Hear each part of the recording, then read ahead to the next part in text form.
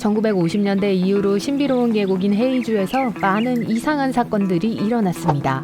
사람들은 심지어 그곳을 악명 높은 버뮤다 삼각지대와 비교하기 시작했지만 정말로 그렇게 비슷할까요? 모든 건 아직까지 아무도 설명할 수 없는 상황에서 비행기가 실종되었을 때 시작됐습니다. 샅샅이 지역을 수색했지만 항공기 잔해는 발견하지 못했어요. 게다가 아무도 탑승한 팀으로부터 구조 요청 메시지를 받지 못했습니다. 같은 해 상당한 수의 관광객들과 지역 주민들이 이 계곡에서 사라졌고 다시는 볼 수 없게 됐어요. 버뮤다 삼각지대에 대해 말하자면 그 기원 이야기는 일련의 선박과 항공기의 불가사의한 실종과 연결됩니다. 1945년에 비행기 5대와 탑승자 14명이 일상적인 훈련을 하던 중 이곳에서 실종됐어요.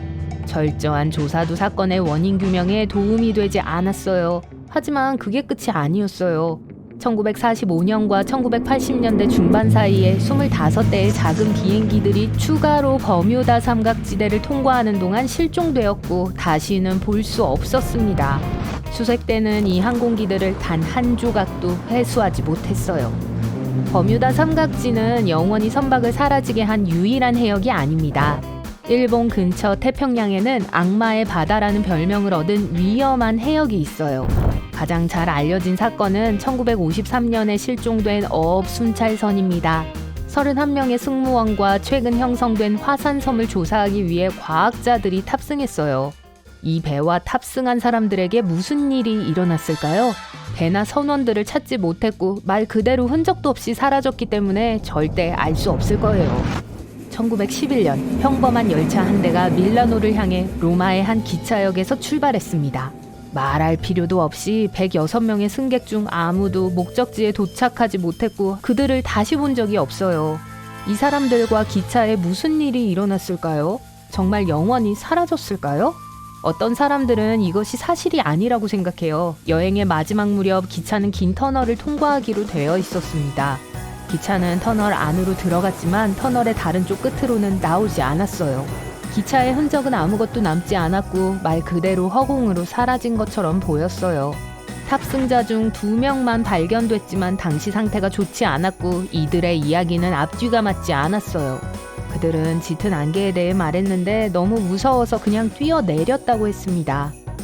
15년 후 104명의 이탈리아 사람들이 멕시코시티에 나타났는데 로마에서 기차를 타고 도착했다고 주장했다는 이야기가 퍼졌습니다.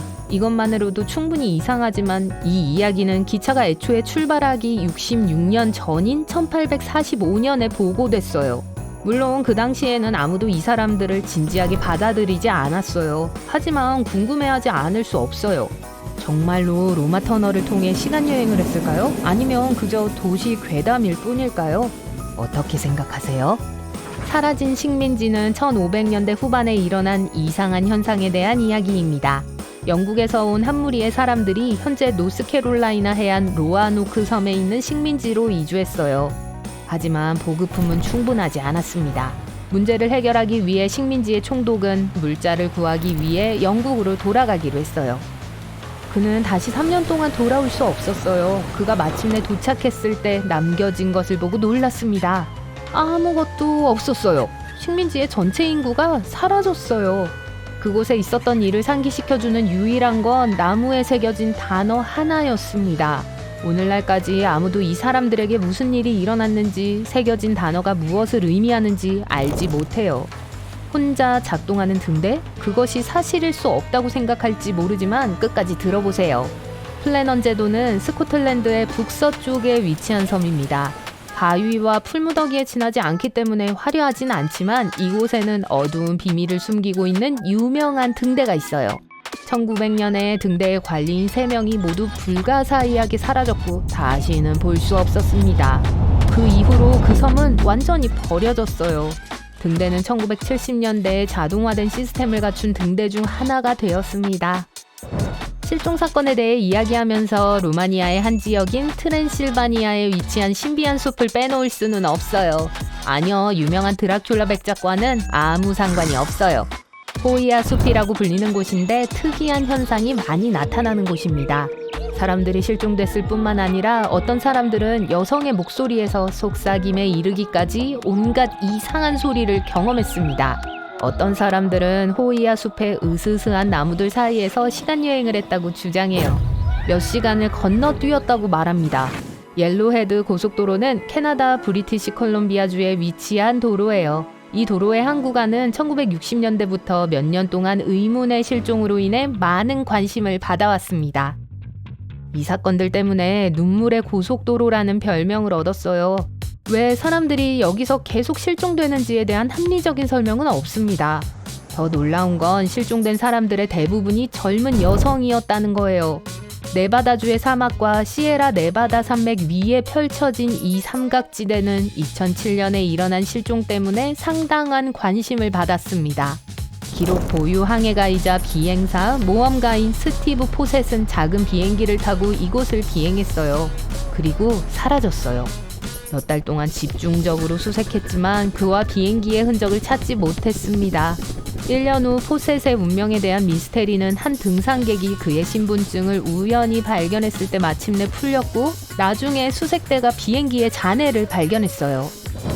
이곳은 세계에서 가장 방문객이 많은 자연 휴양지 중 하나지만 요세미티 국립공원은 그만의 어두운 비밀들을 가지고 있습니다. 아름다움과 풍부한 야생 동식물에도 불구하고 총 45명의 사람들이 이곳에서 실종됐어요.